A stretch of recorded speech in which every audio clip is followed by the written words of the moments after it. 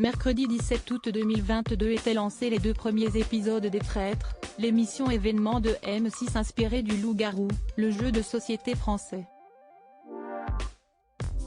Alors qu'une séquence avec Elsa Esnou a grandement interpellé les internautes, ce sont également David Douillet et sa femme Vanessa qui ont retenu l'attention.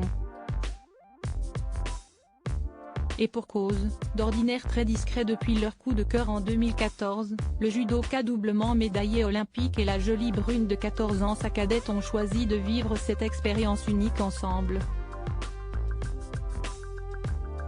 Malheureusement, celle-ci fut de courte durée pour Vanessa qui s'est révélée être une traître dans le jeu face à son mari loyal. Démasquée par le reste des candidats, Siesti est la première qui a été éliminée.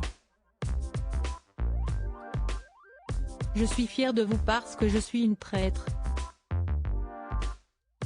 Je vous souhaite de bien continuer le jeu, de continuer les enquêtes, continuer à vous amuser chérie je t'aime, a-t-elle adressé, fair play, sur son départ avec un petit mot tout particulier pour son époux. Siesti dur pour moi de partir comme ça dès le début. Dans le jeu, ma relation avec David, c'était compliqué.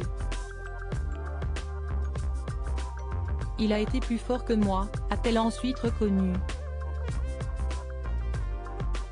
Car David Douillet et Vanessa avaient beau avoir accepté de se mentir pour le bien du jeu, cela ne fut pas évident pour le couple.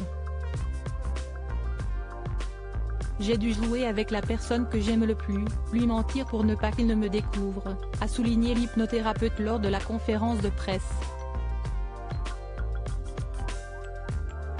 Mais la situation aurait pu être pire s'il n'était pas aussi soudé dans la vraie vie comme l'a estimé le sportif de 53 ans.